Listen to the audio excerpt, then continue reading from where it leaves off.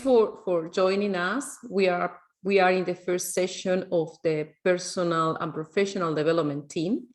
You will be listening the coming between today and the next 5 days, my colleagues focusing specifically on this area. So today we are going to talk about resilience, reinvention. That's the title of the presentations, resilient reinvention, why not? Basically, we are going to talk about limiting belief. Those limiting beliefs that they are blocking us to move on when we want a change. So let's move on. Let's start thinking about this. Well, this is obviously our team. I think as you have been enjoying the last 19 days about fantastic presentation, obviously has been amazing. And I hear from all my colleagues that has been attending, that has been fantastic. La place de formation est vamos une série d'activités. Et les activités ne sont pas les mêmes. Mais il y a des activités différentes. Donc, il y a un schéma donc tu fais une séance là-bas, on peut faire 40. Thanks. Great. That's fine. So great. So along the life, we experience some metamorphoses, some changes that are part of our growing as human being. And the speed of how we manage those changes depend on how we manage our internal processes. If we understand what, in any time of life, we understand what is blocking us to handle those processes, when we acknowledge them and how we overcome those limitations, will be the difference in doing a change faster or slower. And this is what we are going to focus today. So what? Well, I think this started from when we were a baby. When we are born, normally we are born like a small ball of love. We believe, we are connected, we accept, we love, we are fully expressive. And we believe everything is possible. We believe in fairies. We believe that the fairies exist, that the spells can be turned around, and a frog can be turned into a prince, or a toy can be turning into a child, depending if we are wishing only with our simple heart. We don't make judgment, we trust, we do, and we trust and we act. That is basically what's happening when we are children. But when we are growing up, we are forgetting about this simplicity.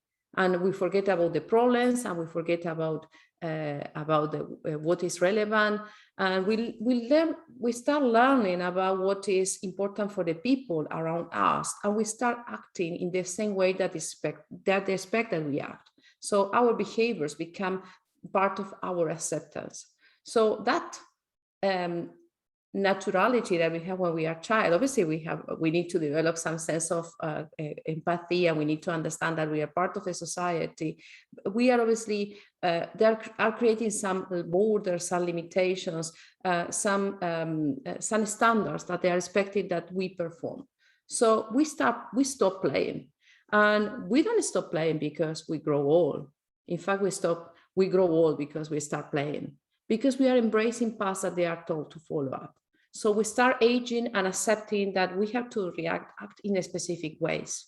So that's obviously is creating, and when we try to change the journey, or we have to do something different that is expected, we feel like a sense of discomfort. So this is normal, it's happening to all of us. And independently where you are in your journey, you might be, or you have been in your life, in your career, in your love, or even some well-being, you might be, or you could have been, or you will be in different stages, in different places. You might be in the place you want to be, or you might be turning on your GPS to move from one direction to another direction because you know exactly where you want to be. Or sometimes you can be stuck in a crossroad or a point where you are asking yourself where to go and where to head to. And so you're asking yourself, is this right? Is this the right place? Or should I go? What should I do next? Why am I feeling in this way? Well, if you are in that crossroad, you can choose to stay or move on. Yes, I know it's simple, but it's not simple. And when we start thinking it's not simple, then the fears start showing up. Because we forget that we are the ball of love, that we have freedom to choose, then we start allowing the fears. And those fears start appearing.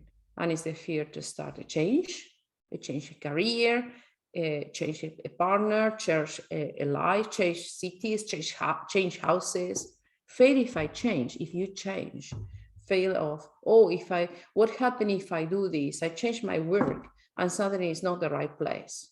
Feeling for not being good enough to achieve what you want, or feeling for being rejected, not being loved, or for gaining attributes that are perceived negative in your environment, the society, not deserving the change or being held back.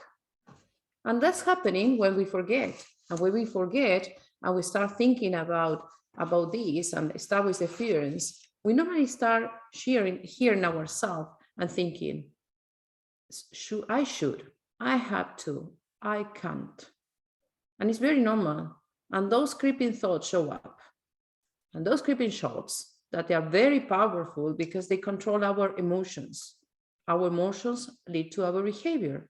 And then they decide what we act on, what we don't act on how we react. So then, yes, you are not the only one. If you have experienced this, you have not been the only one. We are natural, they are humans, and those fears are facing our face. And no matter the challenge, many people in the world overcome those fears and are able to move on. Many people have been able to manage those fears and change them. Have you anybody in mind? Well, there are many cases, and probably you will know about some famous people like Vera Wang, that she was a journalist and a skater when she was 40, and then she started working in the fashion industry. Or you can become Anne-Marie Moses, who started painting when she was 78. So she, at 78 years old, she decided she wanted to become a painter. Or Dr. Sanders, that he started KFC when he was 62. So change is possible. Change is always around our mind. The only stumbling block is to overcome all those fears, all those stagnations that are not allowing us to move on. So let me share some video that will obviously talk about people who has afforded those changes.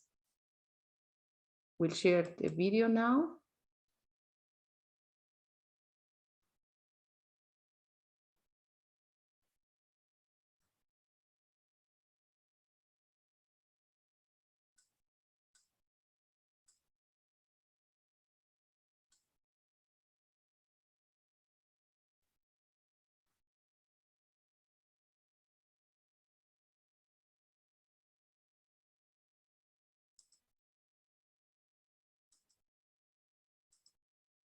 A lot of people think that it's already too late for them to succeed. I know 18-year-olds that think they're already failures. I know 25-year-olds who are already giving up hope. I know 32-year-olds who have started giving up on their dreams. And I know 45-year-olds who have already forgotten what dreaming even feels like. But the truth is, success has no deadline. According to the top 100 Forbes list, 35 years old is the most common age to start one of the top companies in the world. And in another study, out of 539 founders, the average age when starting was 40. Many of the world's most successful people don't even start working on their dreams until their 50s or 60s. At 23, Oprah had just gotten fired from her first reporting job. At 24, Stephen King was working as a janitor and living in a trailer. At 28, J.K. Rowling was a suicidal single parent living on welfare. At 30, Harrison Ford was a carpenter. Vera Wang decided to design her first wedding dress at 40. And Reed Hastings started his first Netflix stream at 47. Ray Kroc didn't stumble upon his first McDonald's until he was 51. And Morgan Freeman landed his first major movie role at 52. And the Colonel Sanders didn't even achieve success with his fried chicken until he was 62 years old. Whatever your dream is, it's never too late to achieve it. You aren't a failure because you don't have a degree at 21. You aren't a failure if you haven't started your own business at 30. You aren't a failure if you're not married at 35. You aren't a failure if you don't own your own home at 40. And you're not even a failure if you haven't figured out what you want to do with your life by the age of 50. So keep your head up and never tell yourself it's too late, you're too old, or you've missed your chance. You're on your own clock, not anyone else's. You could literally decide today, right this second, and your life could never be the same again. As George Eliot once said, it's never too late to be what you might have been.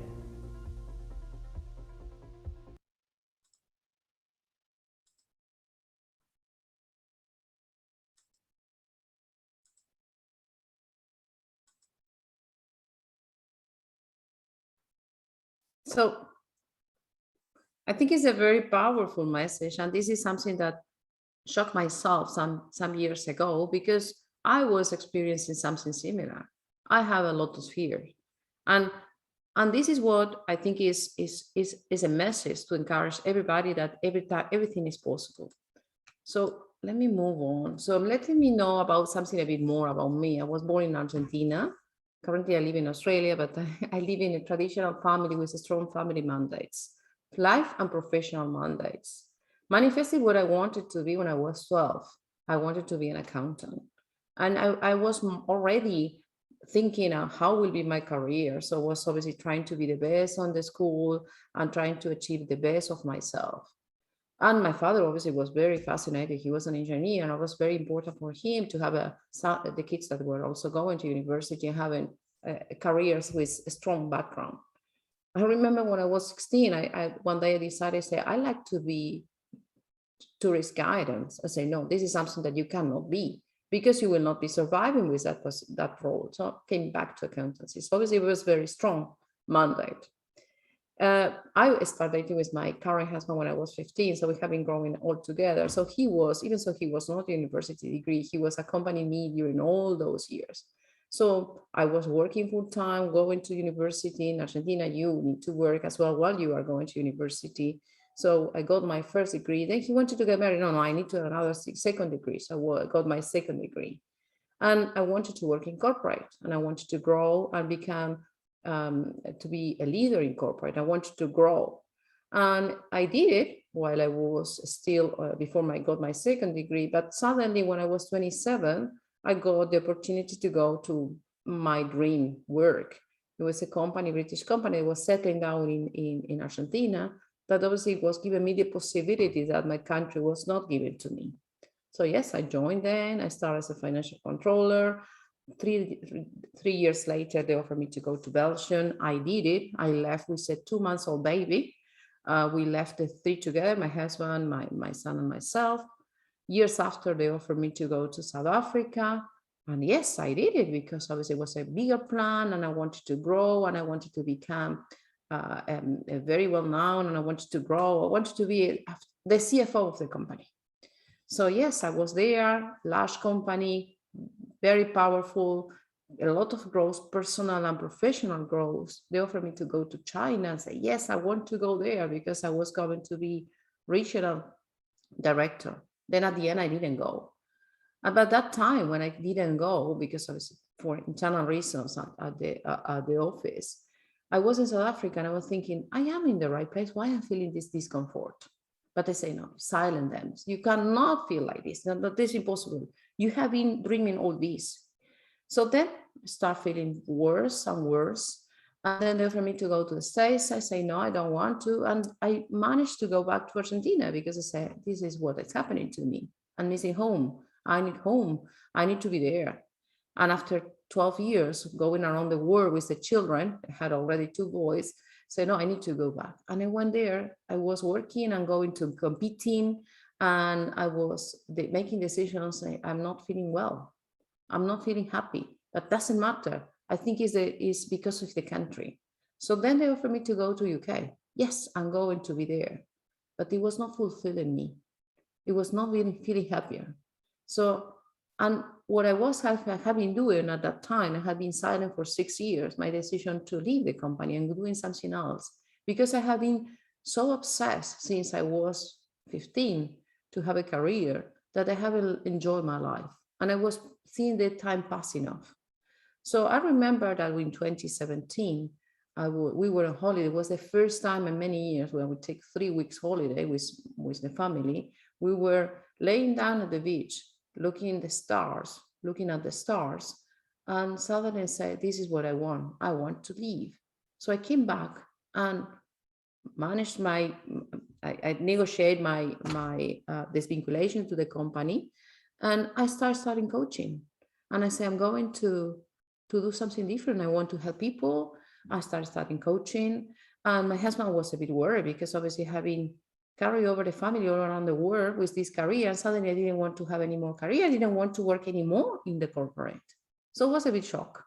And then I say, don't worry, we will survive. That's fine. We will do it as best as possible. We created a business, obviously small business. We were selling cakes, managing a studio, an Airbnb studio. But at the same time, we explored the idea about coming back to Australia. We had a holiday in 2012 here. We loved the place. We went to Argentina. We at that time, we applied for our permanent residence. And when I got the permanent residence, it was at the same time they offered me to go to UK. And even so, I was not happy in the company. I declined to come to Australia because I have fear. I had such a big fear because I was feeling I was going to be a failure, because there were no other place where I could work more than the company I have been working for 20 years. I have a terrible fear, enormous fear to lose the mother company. So what we did at the end, it took us 1 year to convince the children, the boys, because they were already teenagers, and we came. At last we came. We came in early 2019 without a house, without work, without school. And in a short time, we got the school, we got the house, and we got the work. So finally we got settled. It was not an easy journey, but we did it. But this is me.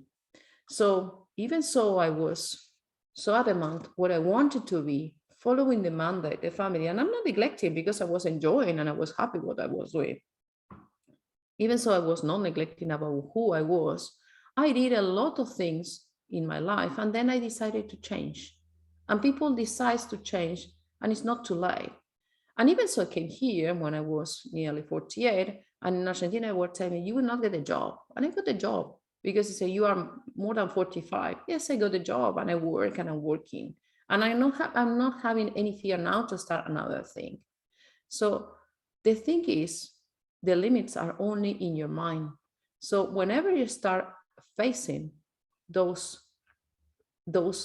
fears, facing them, you start change the world. So what I did is I put the past behind and I tried to move on. I tried to forget all the mandates and I tried to think is what I want, what's making us to feel happy, or what was making me to feel happy. Because obviously it's important, as well as my family. I'm not going to forget about my family. So never is too late to do what you want. The first thing is you have to take responsibility and do what you want. I remember that when I was discussing about should I leave or not leave, and I was always talking, I don't want to leave because I don't want to leave that company. At the end, I say, take responsibility. I don't want to do it. I'm feeling miserable doing what I'm doing. I'm not helping people. And I like to help. I'm helping a corporation and I need to do something different. And I take the decision. And I work in an NGO and I love it. So what I did is I faced the creeping subconscious thoughts. So the first thing is, as we mentioned, is taking responsibility. Take responsibility means nothing more than accepting that you have the power to fix the problem. And there was nobody else more than me to decide to move on, to leave the company I had with love. I was breathing and decided to move on. I empowered myself to take the responsibility. And accepting the responsibility is reclaiming your power. So you are understanding their circumstances and are deciding that they are helpless, that you need to change them. So this has happened. Now, what I can do to fix it? That was my decision. So the mistake overall is to believe that any change will not happen for me. The change will happen if you think that you deserve this. And the small actions will take step by step. So there are small baby steps. So let me share another video, and promise it will be the last one. I know that people doesn't like the videos, but I love them. So I think it's this also very powerful message. So the one I showed before was something that shocked me, because I said, you're not a failure. You have the right still to do something. But this is something from Will Smith, who is talking about responsibility, acknowledging when you are responsible to take action. So let me share as well this one, and then we can chat a bit more about limiting beliefs.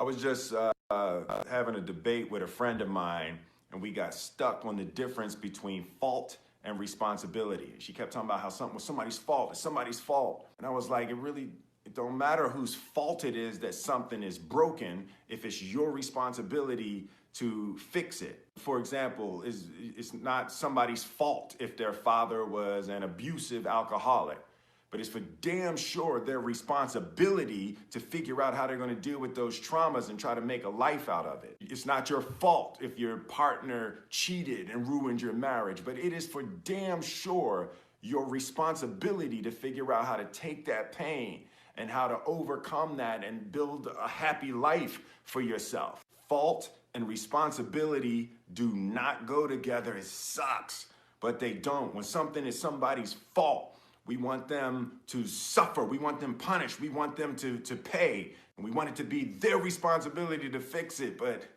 that's not how it works, especially when it's your heart. Your heart, your life, your happiness is your responsibility and your responsibility alone. As long as we're pointing the finger and stuck in whose fault something is, we're jammed and trapped into victim mode. When you're in victim mode, you are stuck in suffering. The road to power is in taking responsibility. Your heart, your life, your happiness is your responsibility and your responsibility alone. Hey, I want to thank y'all for your response to my IG story, the fault versus. Sorry, I was just trying to see some of the messages to say, Gabriela Lengo, yes, there is a generation that is just too fast. At 25, they own serious stuff in life, big houses. It's true, yes. Action, reaction. Yeah, that's true. So I will go through the message a bit more, or I will ask also Alex and Francisco to help me if there is any specific query, to let me know, because I'm happy to respond then.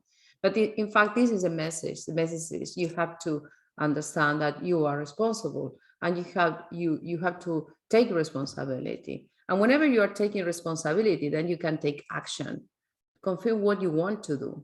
In NLP, there are three pillars that you have to think about when you are doing a change. Is first, think about the problem you have, or the concept, whatever you want to address. Feel it, because whenever you feel it, you will be able to change it, and then you act.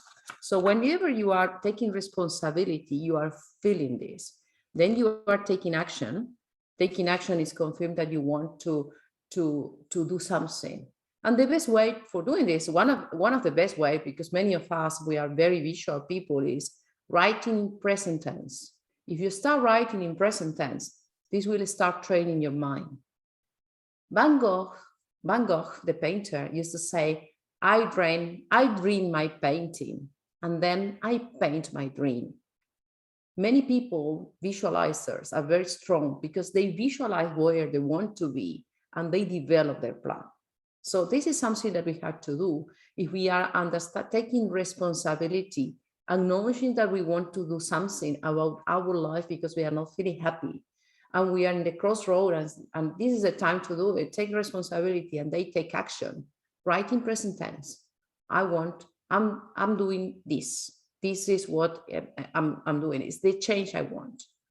But wherever you had to do, is face those subconscious thoughts. Those subconscious thoughts are the limiting belief, which are simple assumptions about reality that constrain your action. They are what they are called limiting belief, and they are obviously stopping you from moving on.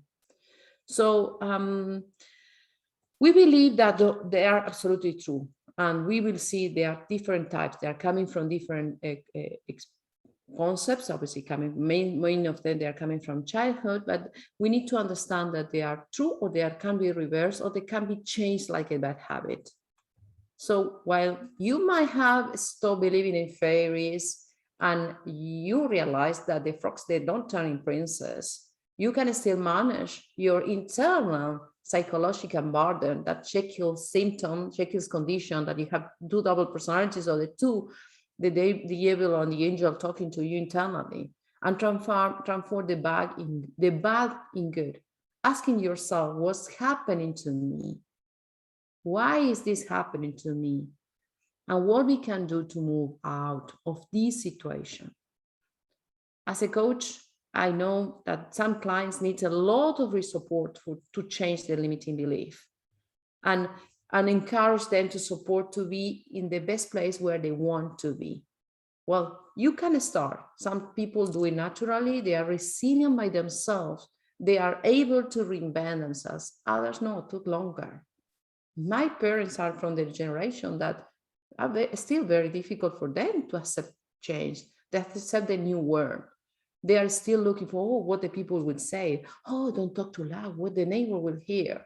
Well, this is difficult for them, and they are not understanding that not everybody is looking at them. So those are limiting beliefs, and we are inheriting because we are growing with those type of things.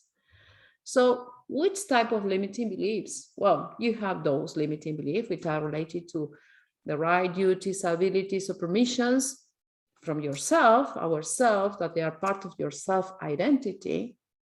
Well, you cannot be talking louder, or you should be careful about what you say, or you should be careful how you dress, or you have to be careful about what you are planning to do. It's always thinking about which are the duties or the abilities, or what I'm permitting to do in the society I have grown up, bounded by values, norms, and laws, and other rules and constraints that we must do and what must not do. Yes, we can be normal. All the laws are to control a society, but when they are burdening, they are restricting us from our freedom, and yes, that's becoming much more difficult. Or due to belief about what other people or how the world works. So I was thinking, I was bitten by a dog when I was 6, when I was turning 7, and I was thinking that all the dogs were going to bite me. Well, that's ridiculous. Not all the dogs were biting me. So then I had a dog. Obviously, I could manage that fear. Or the idea that the aircraft or the airplanes are travel to danger. So people have fears that they say it's travel. And yeah, the statistics are showing that there are less accidents. It's funny because the other day I was listening an aircraft member that said in 2017, there were no single deaths for aircraft accidents, but there were 240 people that were injured or dead because they were hunting Pokemons. So yes, that sometimes we are creating images that they are a bit difficult to accept. So what we can do? Well, first is start working on getting that mental freedom to assess, decide, and control those thoughts that they are avoiding us to move. And those are creating the emotions. So if we can control those limiting beliefs, we can move on. So where are coming from those limiting beliefs? Well, those limiting beliefs are coming from our childhood mainly. And never is too late to change them. I think it's like changing a bad habit. Biting your nails is the same. You must replace them. So you can decide which are those limiting beliefs that they are genuine, that you can keep, and those that they are no longer necessary, you can replace them. So some of the limiting beliefs are coming from some of them are coming from the experience. What you have done is whatever is, whatever you have. I have an experience, for instance, I was also 6 years old. I had I have strabism, so I need to go to a specialist, which was 100 kilometers far away from my house, from my home. So we were going every week in a bus, and we had an accident. I was with my mom at that time. We had an accident, the bus turned around, and there were 2 deaths in the bus. So during a year, more than a year, I didn't want to go to that specialist, and we needed to go by train because I was scared going for a bus. Obviously, it took me, my mother took a while to show me that it was not that all the buses were going to have an accident, but that was an experience. But if it was not addressed, obviously it could have been carried over until now. Education is a key way to get education, and sometimes educators are obviously is a double-edged word, because obviously the educators are sometimes influenced by their own belief, and obviously this is very difficult to address if you don't understand, you don't have clarity what you are being educated, or the faulty logic. Yes, or I have done something wrong, so I will do it wrong. Or the excuse is because you have the faulty logic, you are given the excuse not to act. Or the fear to do something. So most of the limiting beliefs are fears. So what? Well, we need to decide which are the limiting beliefs that they are valid and worth to keep keeping. I'm sure I'm not going to work on the edge of a bridge. Even so, I'm not trying to do bungee jumping. Some people love it, but I'm not. But so this is a limiting belief. If I work on an edge, I might be falling. Yes, and I'm trying to keep that one. But the other one, I'm trying to assess which are valid for me and which are helping me to move on or not. So many people are obviously accepting, looking on the wrong side, or erring on the side that are checking or perceiving a belief. So first of all, again, is you have to recognize them, you have to unravel, and you have to baggage, and all the emotional attachment and insecurities that they are tied to them. Then you have to act to change. So nobody is holding back us for having the belief that they are useful.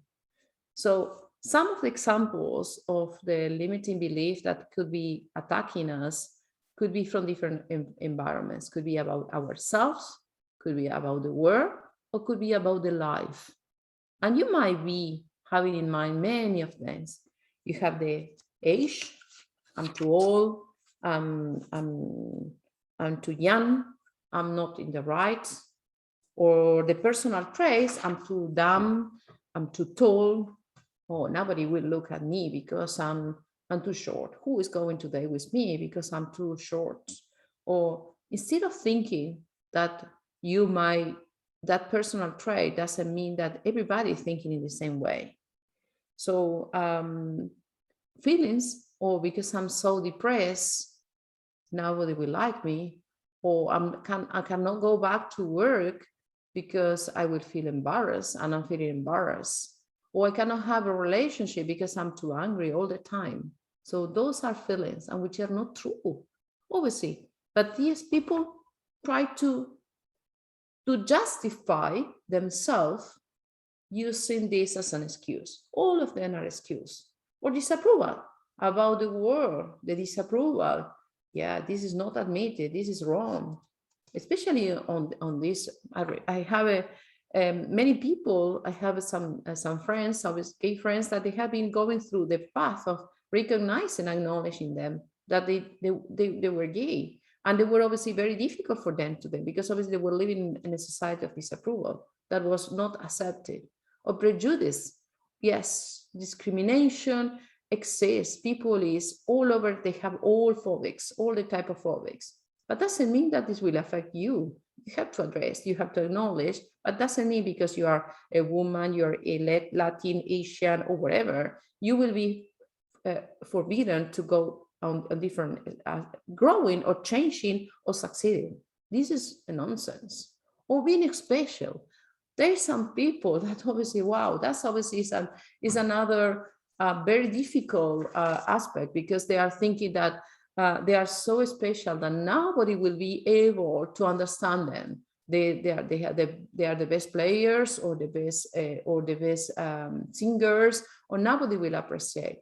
That's like an entitlement. That's a nonsense. Obviously, this is how you are thinking that the world is owing you. Why you are so special? So those are type of different limiting beliefs that you have to acknowledge and you have to understand. However, also about the life, miss the train, this is too late, miss the boat. So this obviously is something that that I could not be doing, or I don't have time. Oh, it's too late for me, or I don't have time for doing this. I don't have time for running. I don't have time to do an exercise. I'm too busy, or it doesn't exist. This is also another thing. So it's another saying is, no, it's impossible. People cannot believe it. Doesn't exist. People is too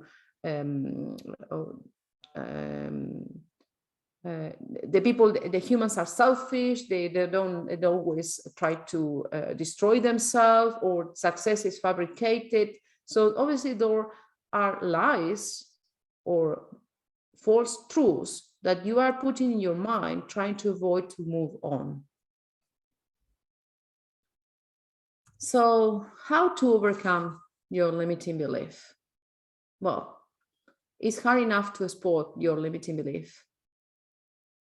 Is because also they are so inherent in our education, in our culture. It's even harder to overcome them, but it can be done, as many people does every single day, as we have been doing for years and years, and we will be continue doing.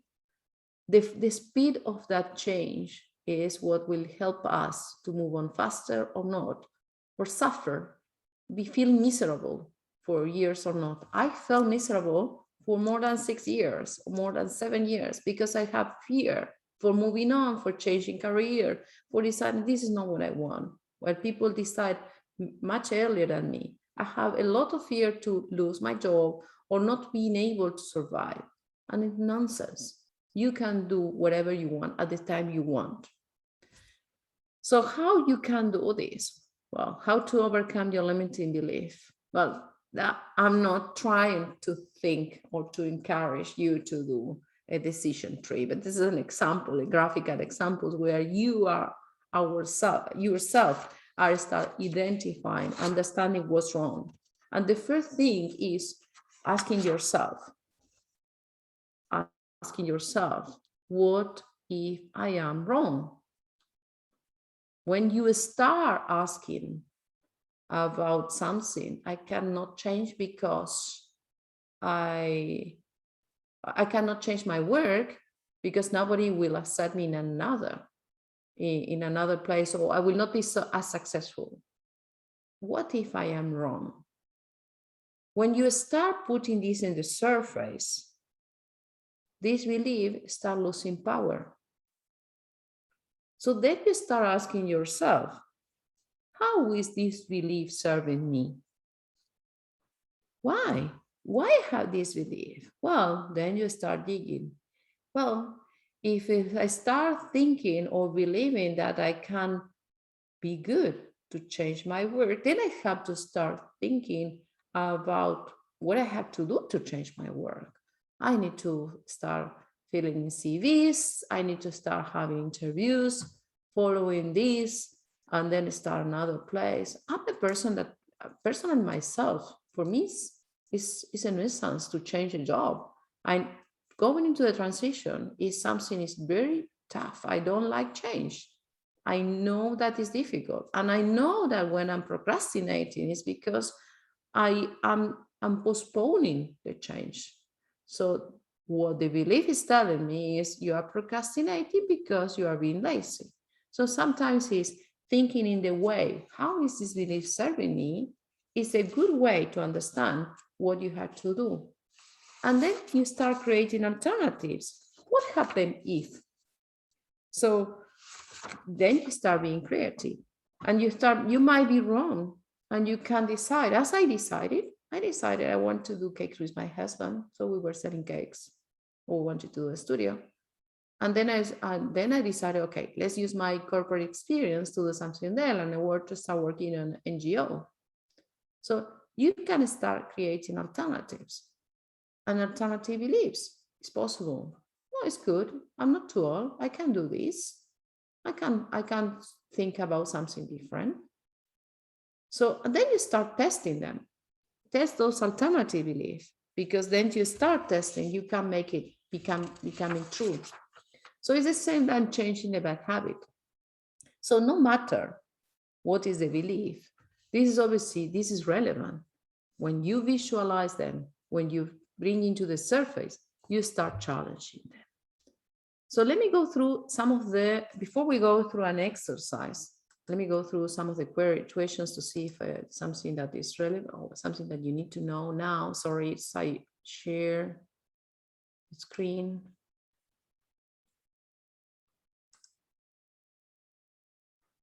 So we have read, oh yeah, okay, that's fine. Any questions, Francisco, Alex, that people have made? Yeah, go ahead, Alex. It's Alex. Okay, that's fine. So, well, I'm inviting you to do an exercise to review, to acknowledge, if you want. It's an exercise to bring to the surface the limiting belief and understand what's going on about something, any aspect in your life. So the exercise will be very simple, and we will leave this in on the page, and you can pick up and do it at any time you want as well in future. So this is an score model, and it's obviously helping us to define what we have to focus on sometimes as coaches. So I'm asking you to take a paper, a pencil, a paper, and start thinking on what's not working in your life now. And start writing this.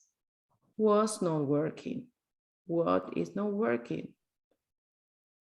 And what do you want to change? Sorry? Okay. No, there's a question. I think we have two already. Or you want to take it later? Let me see the question. How do we change habits? The second Change habits. question is, Yes. Okay, I can see this. So Charity is asking. Charity is in the same way it is, and acknowledging that you have a habit, acknowledging that you have this, and start. First of all, it's acknowledging. If you don't acknowledge, you never feel it. You will feel it. You will understand that something has to be changed. And then when you acknowledge this, you start looking for alternative habits to that bad habit, or that habit that could be inconvenient for you at that time. Which alternative? So then that's what we're talking about. You have to be creative. What I could be doing instead of this? Is this helping me? What is preventing me to move on? So a bad habit is the same as a limiting belief. Whenever you are bringing it to the surface, acknowledging, and you start understanding why you are having that bad habit, and you start looking for alternative options to that bad habit, then you will replace for a different habit. So perhaps this exercise will help you, because then you are saying is, what's not working? I have this bad habit, and what I want to change, I want to stop beating my nails. That's a bad habit. So when did you notice the problem? Perhaps you could have people that has been this and their habit. It's not a bad habit for them. It's part of their personality. So they never notice this problem. But yes, when you realize that you have a problem, it's because now it's becoming into the faces, is coming to the conscious. And when it's coming to the conscious, it's becoming uncomfortable. And then you need to change. This is where you decided to change. So I think this exercise might help you to change any bad habit. Yeah. And trying to resolve the problem. So let's come back to the exercise, and I'm happy to talk to you, or you, if you want to expand a bit more about what you are talking about. But I think this is something that will help you significantly to your question. So coming back to the symptoms, is we are understanding we want to change something. We have a problem we want to work around. that we have realized, somebody has made us to realize, so we realize, we took it and we say, we want to change. And we are having signs. So we are asking, say, which are the signs that we have a problem? So then we start thinking, okay, which sensory experience that you know that you have a problem? How are you feeling? What are you hearing if it's necessary? What are you seeing? But basically, what are you feeling? So then we are moving on to the causes. What do you believe are the causes of the problem? What triggered it off? When coming back to the question that we were having before, sometimes an action triggers, a situation triggers a bad habit. What events or contexts or caused that problem to happen in your life? I was having panic attacks when I was having all these situations where I wasn't feeling uncomfortable in my work. But it took me 1 year to find out what was triggering the problem. It was generating anxiety. And I was thinking it was because of the stress of the work. But in fact, it was the happiness I was having. So that was triggering, and it was generating the panic attacks. So I went through the role of medication and everything. But in fact, when I resolved the root cause, I could manage the situation. So what behavior, thoughts, internal representations, pictures, and feelings do you have when you experience a problem? And what stops you from fixing the problem? Sometimes you might have a reason to continue with that one. In NLP, there is some suppositions that say that everybody has a good reason to do something. And it was a bit shocking when I listened about this, because I said, no, you cannot tell me this, because a serial killer cannot have a good reason. Yes, sometimes they have a good reason. They are protecting themselves from themselves. So that's the truth. What is stopping you? I'm not saying that you're a serial killer, but sometimes we are continuing a habit because we are protecting ourselves to discuss or to view something internal that has been hidden for years or for any reason. And who or what is benefiting from not fixing this problem?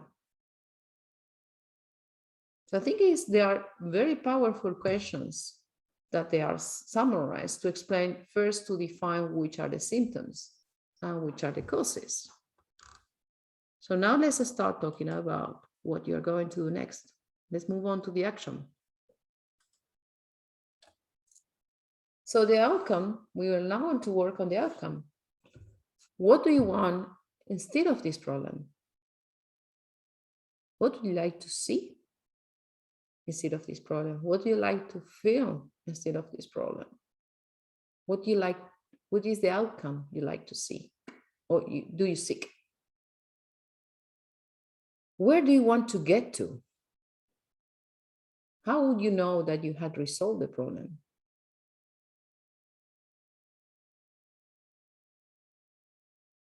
And now we are going to focus on the resources. What resources do you have that can use to solve this problem? Which resources will you need help to resolve the problem? Have you faced this problem like this before? How did you resolve it? Again, asking yourself, what resources do you really have that you can solve to solve you the problem? And do you have anybody else that has overcome this similar challenge? So now you have understand what you want to change, what is driving this. You have visualized or you have thought what you want to be. And now start defining your plan. You start defining the drawing where you want to be. But to make it more powerful, then you have to start thinking is what will be the effect? What will be affected by you solving the problem? Who will be affected by the outcome? And what else is possible? And then you start dreaming. I'm doing now. I have put us with we are, as I mentioned, as you know, I'm living in Australia. We have been lockdown. I was going to the gym before. We have a lockdown last year. Then we came back. We were out in October and we we're going to the gym every day. And we came back again to lockdown in July. I put in my mind, I wanted to change my body composition. So my husband is telling me I'm crazy because obviously I'm going through a diet we're taking much more protein. But yes, I know I want to be better. I never did exercise in my life. Honestly, I was studying so much. So it's changing. I'm now focusing much more on my body because, well, I'm 50, I'm 51, and I obviously everything has changed. My priorities have changed. So I want to be healthier. So yes, it's possible. So this is where I'm focusing now. So it's working on my body. So it's what was the outcome? I know where I want to be. I want to change my body composition and I want to do, I'm exercising every single day. So resources, yes, I have, we are in lockdown. So I got some weights from my kids and I was doing some exercise. And the effects, well, I want to feel better. I don't want her to have more pains in the back. I don't want to be having pain legs. So yeah, helping. Before was not feeling. Perhaps if you are older, you can understand what I'm talking about. So these obviously are small issues, but could be higher, could be the same way. I was explaining about my job. I was not feeling happy. I was living my dream when I was 15, 20, but my life was changing and my aspirations were changing and I needed to focus on different things. So yes, you can do it. And then I did unconsciously some of those decisions, those analyses.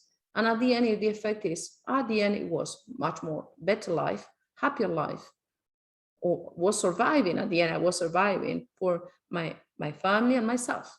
So this is obviously all about doing a score model. So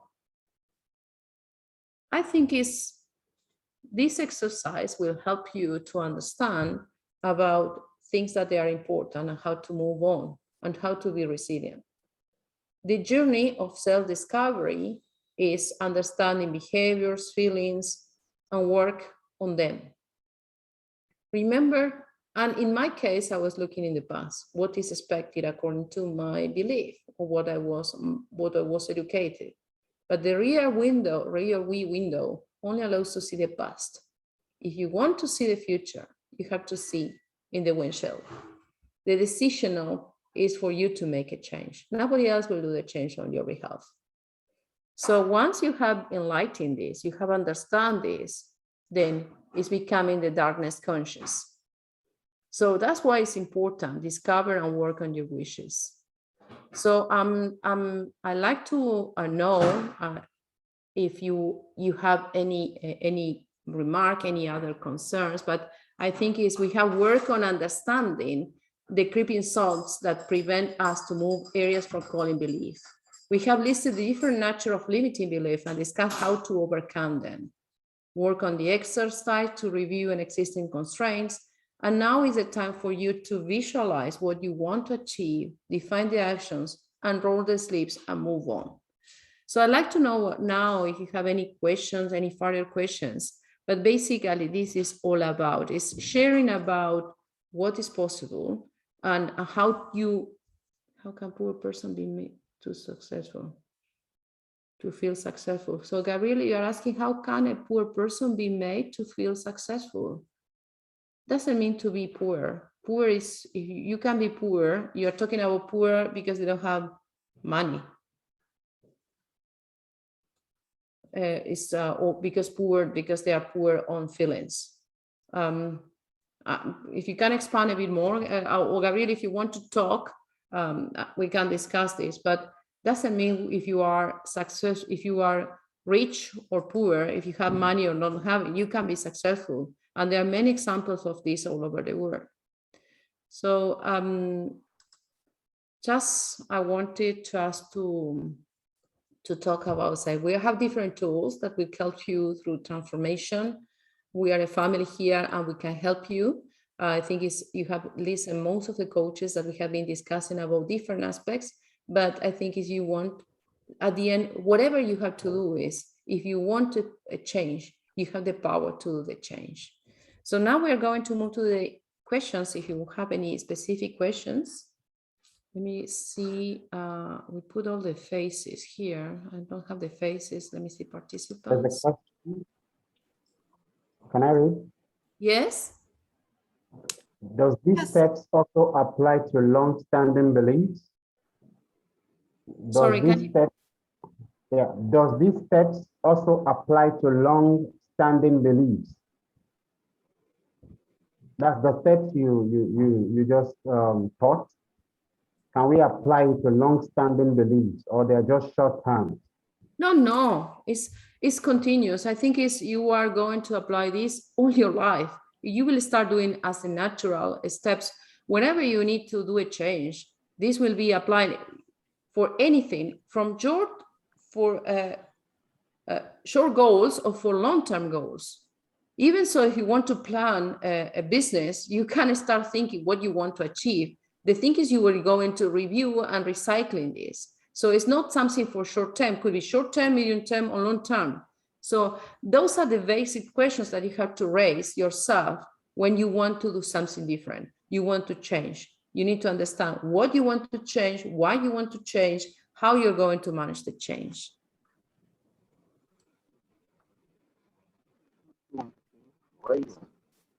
I will stop sharing because I cannot see the participants. Close the share, so participants. And I cannot see the chat, sorry. So I'm trying to see what I can do.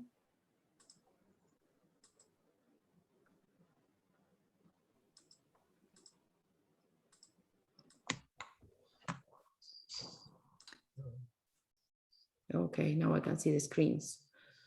Oh my God, sorry, gallery. So I'm not sure anybody wants, I'd like to talk now because now I can see the faces. Sorry, I was not able to see the faces and I'd rather to see the faces. Is anybody that like to talk or? Someone sent a message. Vivo. Pernil, okay, Pernil, Joe, yeah. Right, hi, I suppose it's not so much a question, it's more just saying that what you're saying is absolutely true. Through last year, during a lot of the lockdown, the Success Resources had a lot of free webinars and I started seeing some of them, and I decided that I needed to make a change, and I thought that I'm not too old. I'm 44 years old, and I've never really figured out what to do with my life, but I decided to go back to school.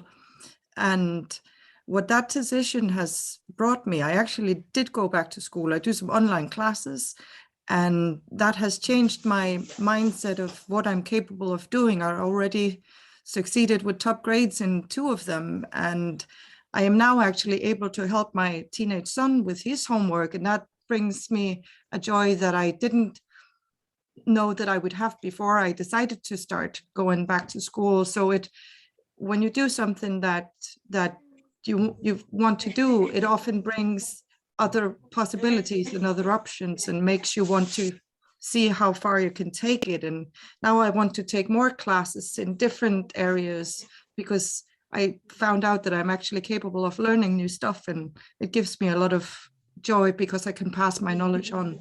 So that was just what I wanted to share. That's amazing, Berlin. I think it's true. It's never too late, and nobody is limiting. Yourself is the limit. I'm always telling even so myself has to say because I was in the same situation than you. Oh, I'm too old, I cannot do it. And I started studying coaching when I was 47. So I think you can start. And I'm also evaluating doing something different. Even so I studied finance. I like to study psychology. It's totally different. But I think it's in a way to help others. So yes, it doesn't matter. It's no age. And it's so powerful because you feel renewed. I think it's great. I think I love what you are saying. Thank you for sharing. And it's never too late. As we were saying, it's people who is starting their life very late, like painting or being artists. Yes, the sky is the limit. I think that's what I'm telling my kids always, like, the sky is the limit. And there is so much power, space in the world. Even so, thinking, oh, there is no space for doing what I want to do. It's not true. The fool is, you can start business, even so it's something that somebody has to start, because always there will be opportunities. And I would just like to add, because some people think that how can you go back to study because you can't afford it, because it takes too much time. But I work and I just study in my free time. So, I mean, if you really want it, it's, and I have a child and I have responsibilities outside of this. So it's not a full-time study, but I just wanted to do it. So I find a way to do it. Thank you. Thank you very much. Anybody else? Anyone wants to ask anything?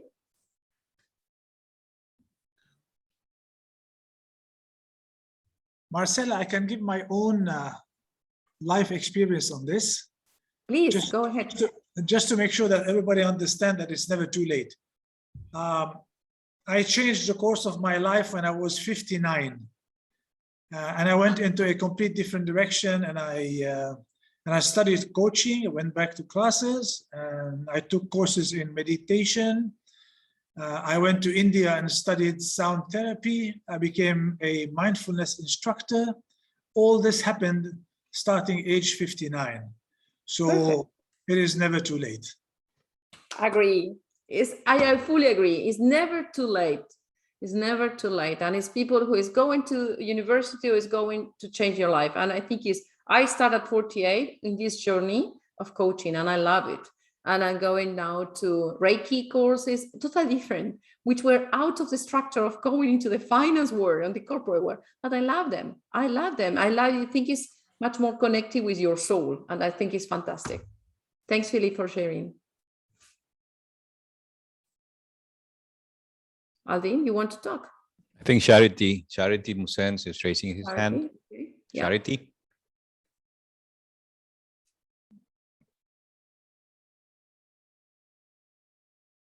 Charity?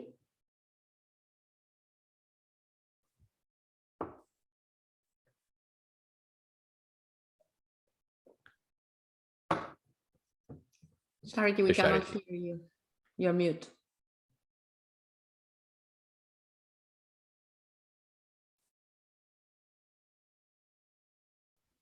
Well, Charity shared what she was telling. She's studying psychology, and she feels renewed, and I believe the sky's limit. It is opening doors for me, according to Charity Musense.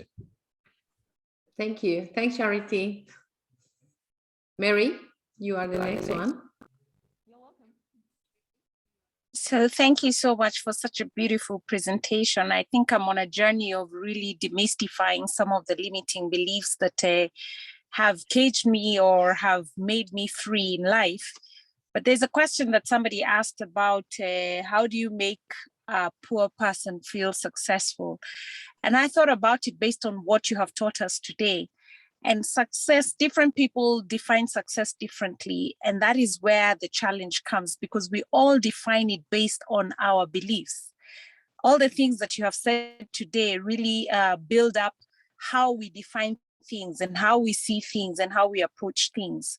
So I wanted to say, if a poor person defines success as having money, that is their way of defining success, and probably that is how they have grown up knowing success looks like. Yep. And therefore that becomes their limiting belief right there. So it's very difficult for you to prove to them or to show them that they're successful when they don't have money, because that's not the meaning of success. So I think, to me, I would start by first demystifying what makes them believe that success is money, and how can we now help them redefine success for them to obviously, for it to be effective for them and for them to feel fulfilled. So I just want to thank you so much today, because out of that question, I was able to relate to the things that you have taught us today. And I started questioning some of the things that I have always defined in a certain way. And I'm like, what she's saying is actually a reason for me to question some of these things that I have been believing. So thank you so much for that. And I will put to action to that. and see whether I can define certain things differently now. Thanks, Mary. I think it's, as you say, is depending how you define success, but even so, while you are growing or you're getting older, success changing your the meaning as well. So it's different when you are 20, when you are 30, when you are 40, when you are 50. Success has different connotations, but it's very sad sometimes that the people are thinking that it's only related to about money. It's not money. You cannot have money, but you could be so happy and you are successful. You're a successful person. You don't need to have money to be successful. That's part of, I think, is the consumism that we are living in these days. But thank you very much. I agree with your size. Thank you. We have some other comments in the chat box. You want me to read it or? Yes, let's do it. Sorry, I was not able to do it because I have two screens. I was trying to see what I was, and I was lost with the screens. Apologies if I was not fast enough. Sure. And then we have a raised hand from Nitin Mistry, but let me read first the comment coming from the audience. Sudha Ramani said, wow, happy to know about success of all of you. I do have a similar story. She started my second career after the age of 43. Now aiming to finish PhD. Wonderful. Wow. And I do agree that sky is the limit. And Ryan Crawford mentioned freeing yourself from your limiting beliefs requires faith and confidence in one's own self and abilities. Listening to the stories in this session, inspiring to see how others have taken the step to change their path, and makes one realize it can be done. For those, Sudha, Ryan, or if you want to add something else, please feel free, unmute yourself before we... Thank you, Ryan. You are lovely. Ryan used to work with me in South Africa, so thank you, Ryan. He was part of my team. Okay. So we have Nitin and a raised hand. Nitin. Yes, good evening. Sorry, I missed today's session actually, but I think I heard Philippe's story, so I thought maybe I can also share my story. This is way back in 2017. I saw one post on LinkedIn from the Stanford that was for the Stanford coach, and that post was something like that. We have to go to African continent and we have to work with the startup companies of African continent like Ghana, Kenya, Cameroon, and all those things. So I thought maybe my experience is good enough. So I just applied and I went through a interview session, and finally I come to know that I'm not qualified. Then I asked actually exactly, okay, on what ground you say I'm not qualified? Because I do the same work with my company and we have a lot of companies. We are entrepreneur and I made our company from startup to this level. So then one lady told me that, fine, everything is good, your experience is good, but you have no systematic coaching training. So if you can go through this, perhaps we can consider. At that time, I decided, okay, I want to be a Stanford coach next year. And immediately I enrolled into Symbiosis Coaching and I did my certification in life coach and executive coach. Next year again, the post came, I applied, and last 3 seasons, I am working with Stanford as a consultant. Today also, I missed the session because I had a session with one of the Stanford startup company. It is in Nigeria, and I have pleasure to work in a different kind of field. Though I'm basically an electronics engineer, my main forte is robotics and industrial automation, but now I am in more or less in coaching. And today I was working with a startup company in Nigeria. They are making a fast food. It's a healthy snacks, and that is a totally different line. And I have worked with 5 other African companies. One is an apparel manufacturing company. I never had any idea how to make an apparel company, but I worked with them and we made the transformation of that company. Last year, I worked with a shipping company. That was also quite new for me because I never worked with the shipping company. But again, we did the transformation. Then I worked with another company. They are making a roof, the tile roof of the houses. Again, that was a totally new company, a startup company. So I just wanted to say, now today I'm 62. I work nearly 16 hours per day, 12 hours with my company and 4 hours with this coaching as well as for this startup companies. And Sunday is fully booked. I do about 6 to 8 coaching sessions. So this is what I said, that nothing is impossible. At any age, you can do anything. I agree. So this is what I just wanted to share. Fantastic, Nathan. Lovely. Thank you very much for sharing. You are an inspiration. Thank you. Any other? We have, no, we have Albine.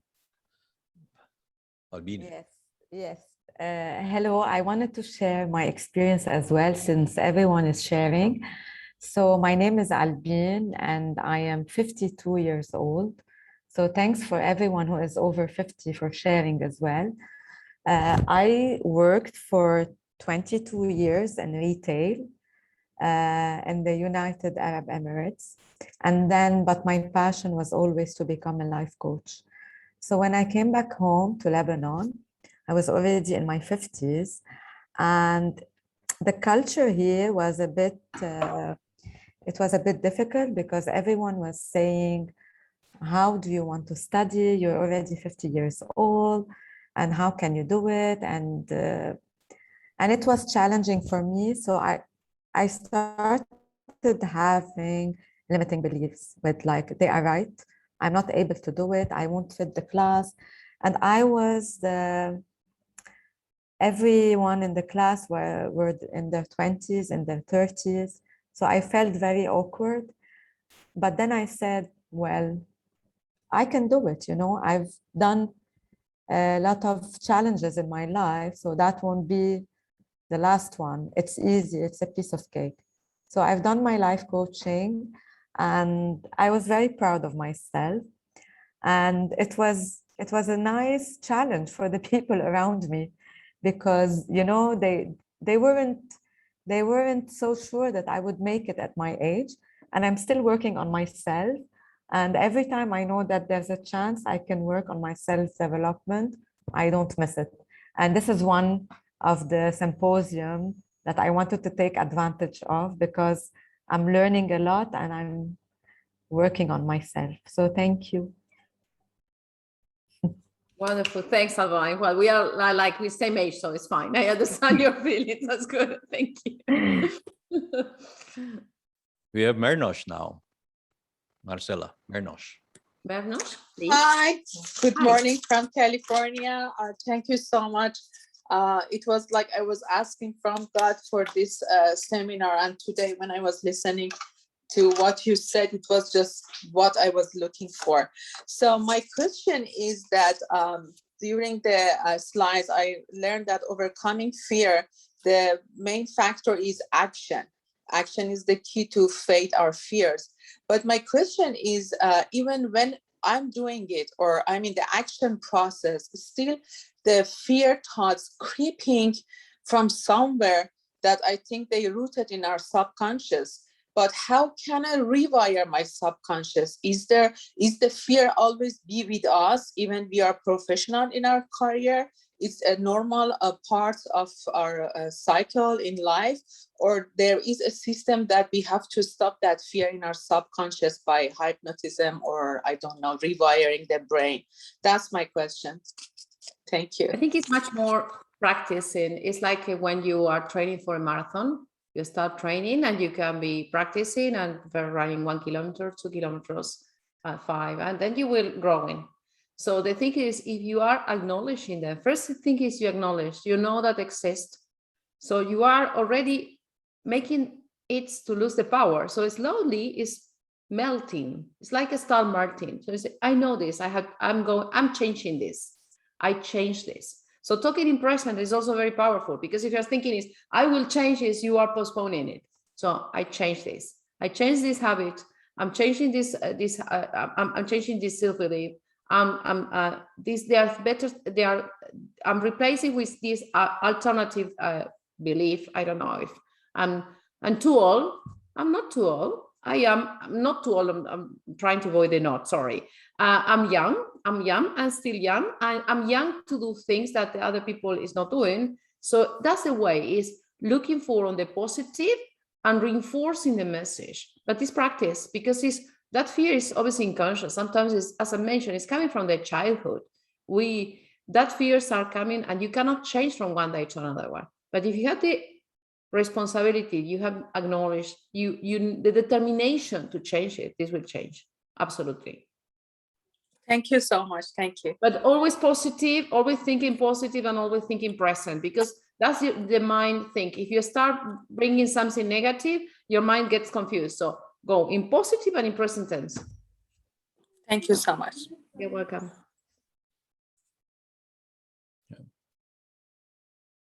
So while we're waiting for more questions, I can share you some of the comments coming from the group. If you want.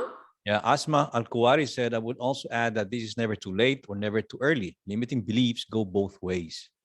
And when you want something, all you need is the right mindset and belief to take that first step. Nice. Thanks, Asma. Other one, Naila Salibi. We realize that we are not alone. This is a universal issue, and so many people miss their passion because they think that they missed the boat. Fear is the worst obstacle in our lives, prevents us from moving forward, and she experienced it, Naila. And the last one comment I have is Samuel Bakatuna. If someone tells you that it's too late for you to succeed, look at them, put a smile, and say, it is sad you have lost hope in life. I will prove you're wrong. Lovely. Lovely. Very good. Thank you. Very powerful thoughts. They're very well. Thank you. Thank you very much. Well, not sure if there is any other question. Otherwise, we can wrap up. I don't see anyone raise hands here. Anyone else for Marcela?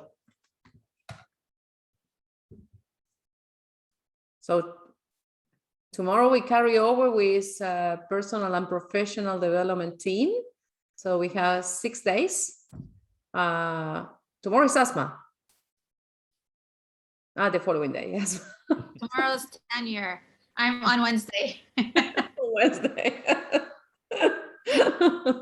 Wonderful.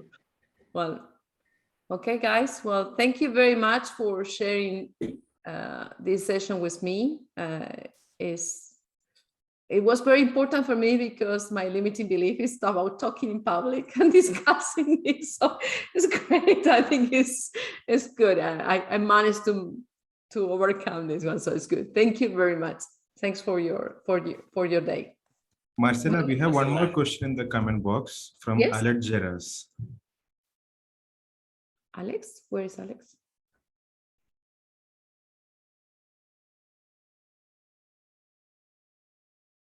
Okay, Alex Geras. Alex Geras stated, we sometimes get a lot of pressure about our success from our friends, relatives, etc. How do we tell them in a polite language that it's never too late? Well, polite. in a polite language, live your life. This is my life. So this is, I decide the path I want, the path, the speed I want to take in my life. Yeah. Sometimes people is jealous as well because you take the determination to do things that they don't. So obviously they are trying to pull you down. So, but I could think in a polite way that I can think in about unpolite ways. Yeah, I think Marcela, you mentioned it. You're the driver of your seat. You drive their direction, right? Yeah, absolutely. Okay, perfect. Arafat, anything else? Thanks, Arafat. You are wonderful. You have put this seminar together. So we are all so pleased. You are the master on the. Thank you. Thanks, Arafat. Thank you, Marcela. Wonderful session. Thanks. It's never too late. Never too late. I agree. Perfect. Okay. Thank you, Marcela. Thank you. Bye. Thank you, Marcela. Bye-bye. Bye. Tomorrow. Thank you. Bye-bye. Thank you. See you tomorrow. Bye. Thank you all. Bye. See you all tomorrow. See you. Thank you, everyone. Thank you, Marcela. Bye.